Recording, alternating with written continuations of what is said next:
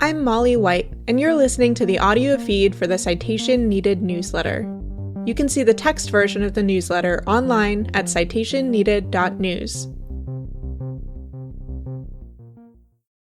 I'm launching Tech Influence Watch as AI follows crypto into politics. Most voters don't know that crypto and AI companies have spent more than $400 million this cycle to buy Congress. Let's make that spending visible. This issue was originally published on June 8, 2026. I've been running my website, Follow the Crypto, since 2024, tracking the cryptocurrency industry's influence on our democracy. The industry spent more than $130 million buying the 2024 elections, and the strategy worked. Pro-crypto politicians have proposed or passed industry-drafted legislation that threatens to open the floodgates to even more predatory crypto products. Regulatory agencies were gutted, and crypto executives bought direct access to the president and positions in the White House. Now the artificial intelligence industry is following the same playbook. Continuing to track only crypto would mean missing half the story. The same operatives are running both campaigns. Josh Vlasto, longtime advisor and spokesperson for Fairshake, the cryptocurrency super PAC network responsible for the bulk of crypto's 2024 spending, is now simultaneously heading Leading the Future, a pro-AI super PAC network. Chris Lehane, the political consultant and Coinbase board member who helped establish Fairshake and famously told Coinbase employees who questioned whether a crypto voter bloc existed that they would simply invent one, is now an OpenAI executive and one of the people behind the Leading the Future PAC network. The same venture capital firms are funding both. Andreessen Horowitz, a crypto heavyweight in the 2024 elections, is now splitting its political spending across crypto and AI PACs.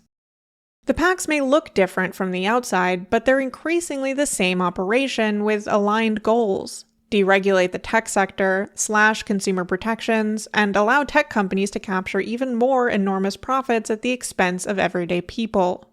So I've expanded the site to track both. It's now called Tech Influence Watch, and it documents more than $400 million and counting in contributions from crypto and AI companies and their executives this election cycle. When two industries with shared backers and shared operatives are spending this much to write their own regulations, someone needs to be watching. The site is live now at influence.citationneeded.news. Here's a little of what I found while building it. The AI industry is fighting amongst itself. In New York's rapidly approaching 12th congressional district primary, two AI super PACs have spent nearly $10 million opposing each other. Think Big, backed by Andreessen Horowitz and OpenAI through the Leading the Future network, has spent $6.3 million trying to defeat Alex Boris, who has made tech regulation a pillar of his platform. Jobs and Democracy PAC, backed by Anthropic through the Public First network, spent around $3.5 million supporting him. The policy rivalry mirrors a corporate one. OpenAI and Anthropic are two of the most prominent AI model developers, and direct competitors. OpenAI's approach is essentially, don't regulate us. Anthropic, on the other hand, claims to champion, quote, AI safety and stricter regulations, offering its policies, and by extension its product, as the responsible alternative. While the companies and their respective super PACs frame the clash as a policy debate, from the outside it looks far more like tug-of-war between competitors trying to yank the regulatory environment in their direction. But mostly, crypto and AI are coordinating. While AI PACs squabble, they're still spending far more often alongside crypto money in the same races. So far, I've found 15 races where both industries are active, totaling $26.5 million. The most common pairing is, unsurprisingly, Fairshake and Leading the Future, the crypto and AI PACs that share operatives and are both substantially backed by Andreessen Horowitz. Defend American Jobs, the Republican arm of the Fairshake crypto PAC network, and American Mission, the Republican arm of Leading the Future, have spent together in 7 races, always backing the same candidate. With Vlasto and Lehane running operations for both, it seems unlikely this is coincidence. In most cases, the two PACs simply support the same candidates, but in others, they split their approach in ways that achieve the same outcome while obscuring the source of the money. In Illinois' 2nd District, AI money supported one candidate while crypto money opposed their opponent. The different tactics still worked toward the same result, but masked the true scale of tech industry money shaping a race that will impact the lives of the district's 730,000 residents. The cryptocurrency industry's 2024 spending helped install at least 6 new pro-crypto senators and more than a dozen crypto advocates in the House. They defeated major regulatory and consumer protection advocates, including Democratic Senate Banking Chair Sherrod Brown, whose Republican opponent Bernie Moreno enjoyed $40 million in crypto super PAC support.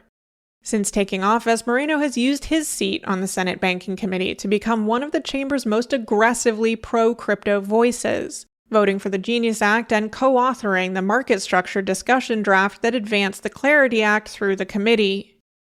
Since 2024, Donald Trump has received hundreds of millions of dollars in campaign contributions from crypto and AI companies and their executives. Many of these same companies personally enriched him by more than $1 billion through business deals tied to his crypto ventures. After his election, Trump staffed the White House with crypto and AI venture capitalists, giving the industries direct access to policymaking at the highest levels. He pushed for deregulatory legislation that would benefit these industries, and by extension, his own businesses.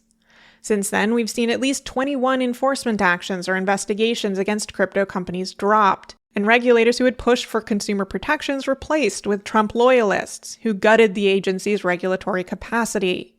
Trump's crypto appointees have used their influence to push forward ideas like a Bitcoin strategic reserve.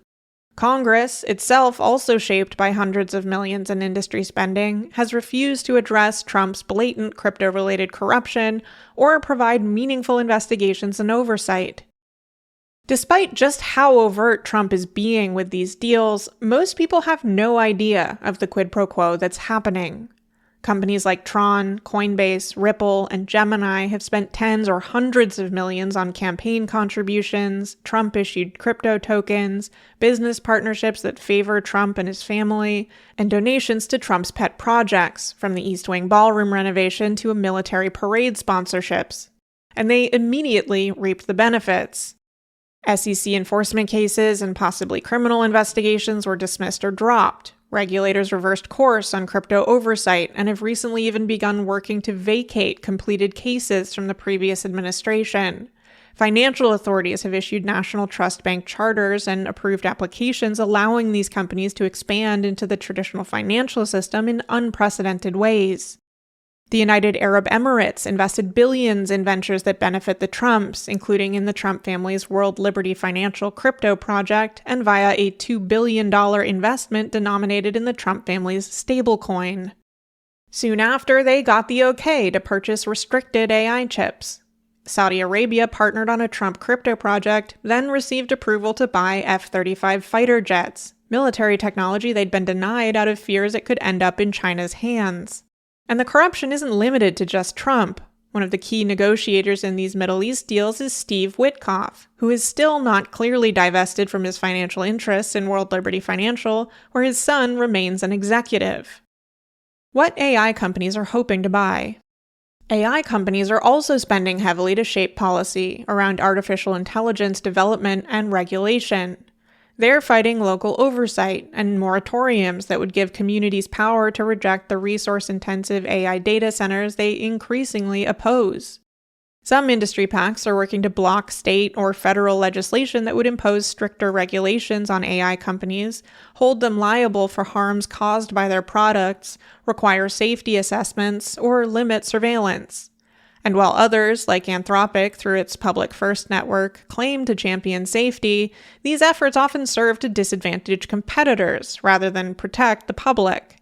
Both factions echo the crypto industry in framing their self-serving lobbying as principled advocacy aimed at defending innovation, the public, or the country, while in reality a handful of well-funded companies are working to shape regulations that would benefit their businesses at the expense of everyone else.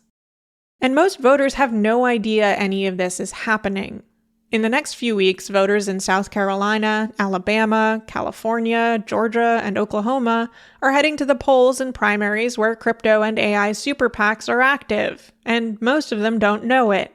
And in every state, crypto and AI companies and their executives have contributed directly to candidates, most from outside those states, with no offices or ties to the communities they're trying to influence. Much of the industry spending is intentionally obscured through super PACs that run ads that don't mention the industries funding them, or even the topics they're trying to address. Candidates backed by crypto and AI money don't typically campaign on crypto or AI policy. They run on other issues, while quietly committing to industry-friendly positions. In 2024, voters in Ohio never saw ads about crypto policy when Fairshake spent $40 million to defeat Sherrod Brown. They saw ads promising that his opponent, Bernie Moreno, would bring manufacturing jobs to the state and, quote, stop illegal immigrants from taking Ohio's tax dollars. By the time most people learned who funded the campaign, the election was over, and Brown's crypto-friendly replacement was already being sworn in. A recent CoinDesk survey found that 73% of voters disapprove of government officials having crypto business ties, yet 55% weren't aware that the president is personally involved in the industry, and only 17% knew he co-founded World Liberty Financial. These PACs are exploiting that gap, spending massive amounts to install friendly politicians while hoping that voters won't wake up to who's funding these campaigns and why. But when voters do learn about this influence, they often reject it. In Illinois, both Juliana Stratton in the Senate race and LaShawn Ford in the 7th District called out the crypto industry's spending against them.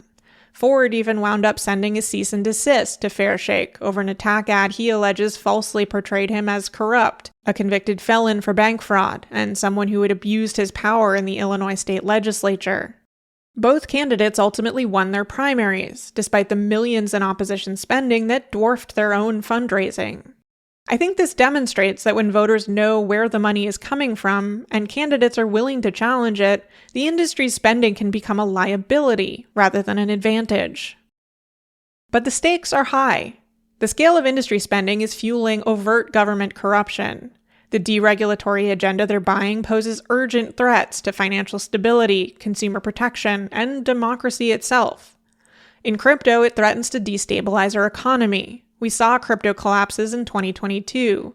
Terra Luna, Celsius, Voyager, FTX, and others wipe out billions in customer funds, devastating everyday people who had bought into the hype.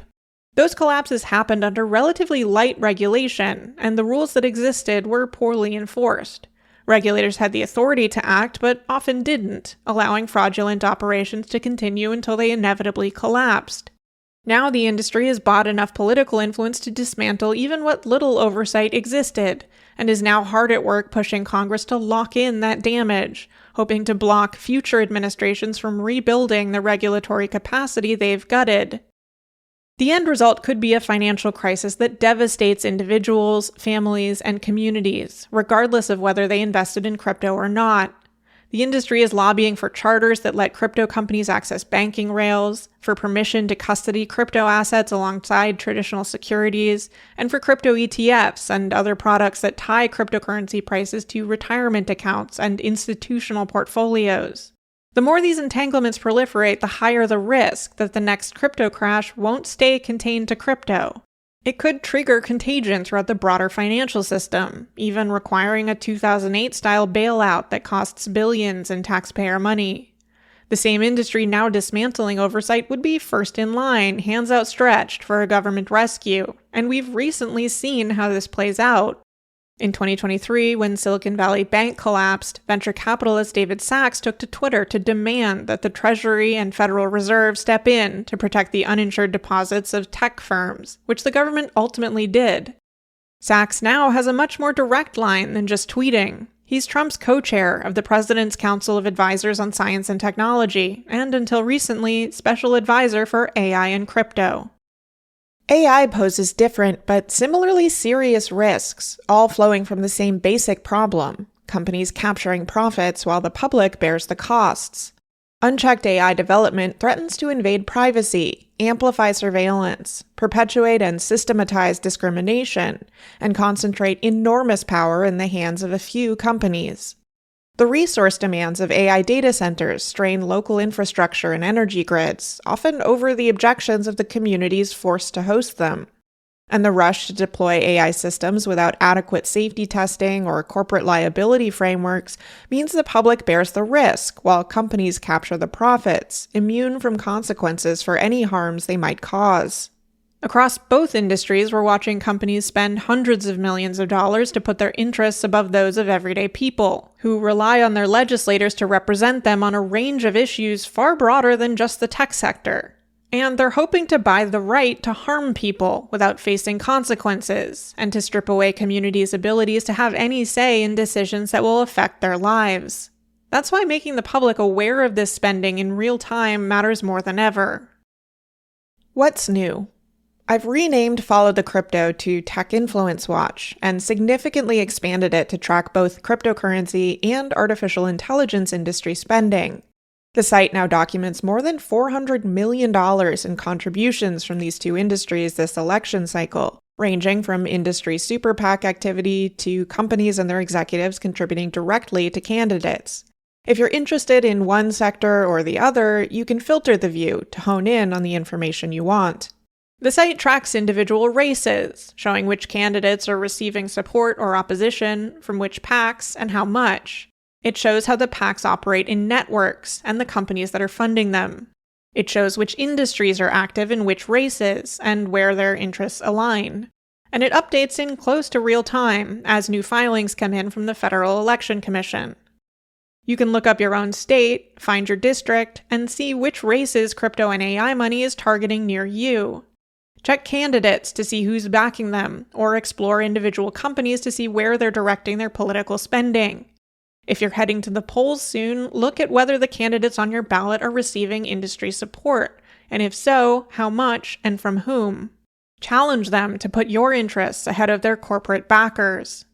Look up information about races in your friend or family's states to send to them. Send links to local journalists who can use the data to enhance the type of on-the-ground reporting with context from their communities that they can do much better than I can. For a great example of this, see Ryan Ottignon at the Daily Northwestern, who used Follow the Crypto data to augment their coverage of Illinois primaries. This launch is also part of a broader shift. I'm bringing more of my data work under the Citation Needed umbrella where it belongs. Tech Influence Watch is now explicitly a Citation Needed project, documenting tech industry behavior in real time as I provide the longer form analysis and context in the newsletter you're reading right now. It only makes sense they live under one roof given how much they support each other. The data projects give me the foundation for the reporting you're reading, and throughout my writing I link back to them so you can dig deeper into the specifics. And I have more accountability projects like this coming soon. Why I'm doing this? Voters don't want this. Like CoinDesk's poll found, 73% of people disapprove of government officials having crypto business ties, including about 60% of Republicans. And like Illinois showed us, when voters learned about the industry spending in their communities, candidates opposed by the industry won, despite all the money. The problem isn't that voters are on board with this, it's that they don't know about it until it's too late. That's the model these industries are counting on. It's the tech world's move fast, break things applied to politics. But real-time documentation highlighting this influence could break that cycle, and it makes industry spending visible before it's too late. Voters can still act on it, candidates can address it directly, journalists can report on it, and activists can organize against it. The crypto and AI industries are spending hundreds of millions of dollars to shape policy in their favor, and they have massive resources to spend on lobbying, PR campaigns, and political influence. I'm one independent researcher tracking all of it. Independent documentation of that spending is the only way to begin to counter it, because documenting what these industries are doing requires infrastructure they can't buy or influence. If you find this valuable, please consider supporting it. A subscription to Citation Needed, at whatever amount works for you, keeps this work going. And if you know someone who needs to see this data, a journalist covering these races, a researcher studying tech policy, a voter in one of the targeted districts, send them to influence.citationneeded.news. Again, the industry spending hundreds of millions to write their own rules are counting on voters not knowing where the money comes from or what it's buying. The goal of this project is to make sure they do. Thanks for listening to this issue of the Citation Needed newsletter. If you would like to support my work with a free or pay-what-you-want subscription to the Citation Needed newsletter, or if you would like to receive these issues in your email, go to citationneeded.news/sign-up. If you enjoyed the podcast version of this episode, please consider leaving a rating or review in your podcast player of choice.